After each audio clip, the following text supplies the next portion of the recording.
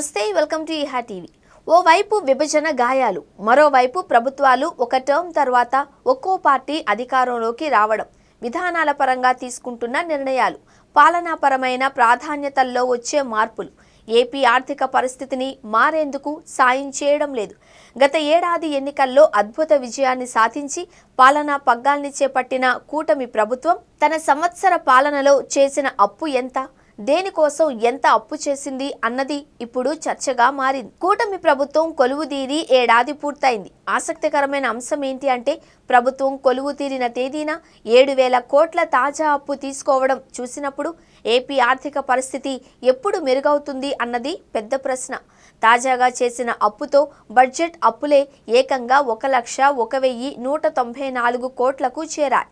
RBI రాష్ట్ర ప్రభుత్వ సెక్యూరిటీల వేలం ద్వారా 6.61% నుంచి 6.84% వడ్డీకి ఈ మొత్తం అప్పును సమీకరించింది. బడ్జెట్ లోపలే కాకుండా బడ్జెట్ బయట అప్పులు చేయడం కనిపిస్తోంది.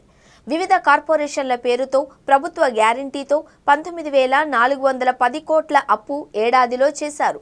ఇంకోవైపు రాజధాని అమరావతి పేరుతో ప్రపంచ బ్యాంక్, జర్మనీకి చెందిన సంస్థ నుంచి 31,000 కోట్లు చేయనుంది. ఇవన్నీ కలిపితే ఏడాదిలో 1.51 లక్షల కోట్లు అప్పు చేసినట్లు అవుతుంది. ఇక్కడ గుర్తించాల్సిన అంశం ఏంటి అంటే, రాజధాని నిర్మాణం కోసం చేస్తున్న 31,000 కోట్లను లెక్కలోకి తీసుకోకూడదు. ఎందుకంటే ఈ అప్పు పైసలు చేతికి రాలేదు అన్న విషయాన్ని మర్చిపోకూడదు. మొత్తంగా చూస్తే చంద్రబాబు సర్కారు ఏడాది పాలనలో బడ్జెట్ అప్పు 1,01,194 కోట్లు కాగా, బడ్జెటేతర అప్పు 19,410 కోట్లను మాత్రమే రుణాలుగా తీసుకోవాలి.